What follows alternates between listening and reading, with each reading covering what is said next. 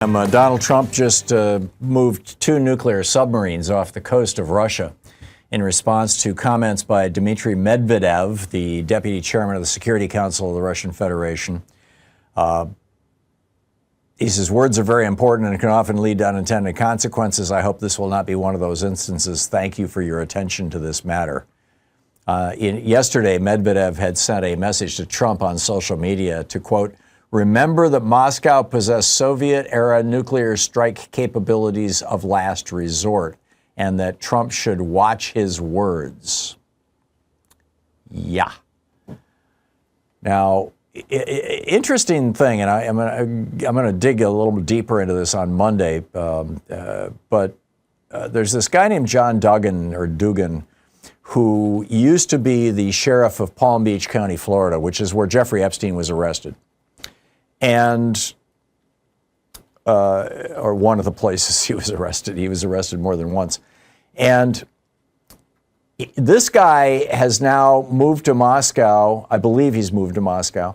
And there's pictures of him in Moscow all over social media. And he has become a paid apologist for the Putin administration, the Putin regime. He's a pro-Russia guy. And he claimed sometime back, before he became this openly pro-Russia guy, that he had over 800 individual videotapes that were secretly taken in Jeffrey Epstein's mansion in Florida, where Donald Trump was frequently a guest. Presumably these are videotapes of wealthy old men having sex with underage young girls, because that's what Epstein did. And this guy is now Putin's man. And it makes you wonder, did he give Putin access to those videos? And is that what Putin, everybody goes, oh, the PP tapes, just because Trump hired a couple of prostitutes to pee in the bed that Obama had slept in, that's nothing that's not even as bad as sexually assaulting E. Jean Carroll. His people will pardon that. They'll forgive that easily. But if Putin has Epstein's tapes, videotapes, I think, frankly, the whole thing changes. And if Putin is then now starting to threaten Trump, because Trump is starting to say, well, maybe I won't let you have your way with Ukraine, which is getting very weird and interesting. If Putin's starting to threaten Trump, and Trump thinks that there's a very good chance that Putin could release those tapes, what, is he going to try and start a nuclear war with Russia to stop it? Is he that insane? I realize this is pure speculation on my part. Please, I'm acknowledging this right up front. I could be, this is tinfoil hat territory. This is genuine conspiracy theory. But sometimes when you connect the dots, they form a picture that actually is the picture of reality. I'm not sure that this is the case here. I hope it's not. But we do know that Dugan has claimed he had those tapes. We do know that he was the sheriff in the county where Epstein was arrested. We do, and where he was committing his crimes. We do know that he's in, basically on the Kremlin's payroll now, or at least certainly on their side. I don't know. You add it all up. Meanwhile, Ron Wyden, my senator, one of my 2 senators, him and Jeff Merkley, Ron Wyden is posting over on X. Big news from my investigators on Epstein's sex trafficking operation. The Trump administration has an Epstein file detailing 4,725 wire transfers and almost $1.1 billion flowing through just one of his banks. Hundreds of millions through other banks. The Trump administration, Ron Wyden writes, claims it doesn't have enough evidence to investigate.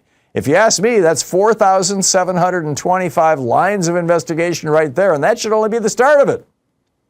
He said Epstein, this is again my senator, Epstein had to pay for all his sex trafficking somehow.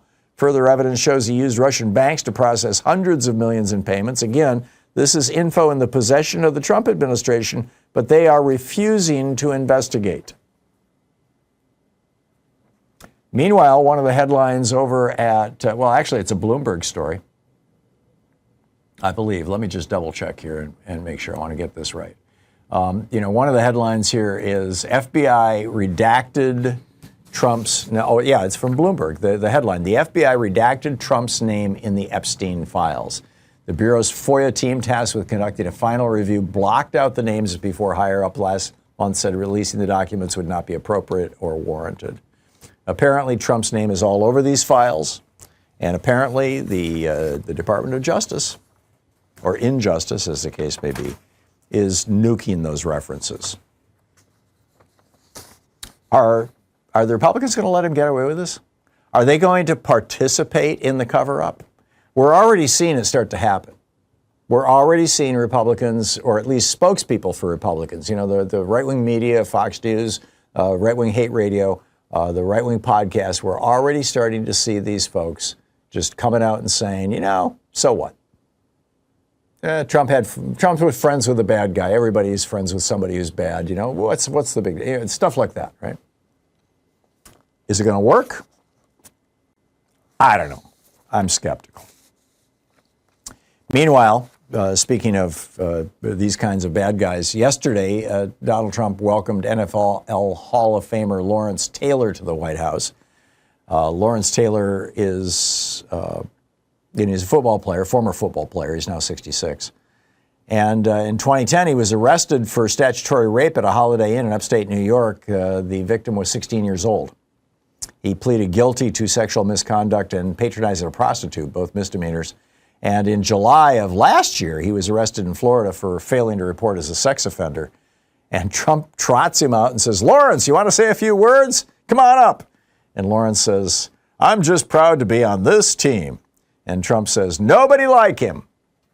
Well, I think maybe you're like him, aren't you? I mean, two guys who've been arrested for sex crimes, or at least charged or whatever, accused.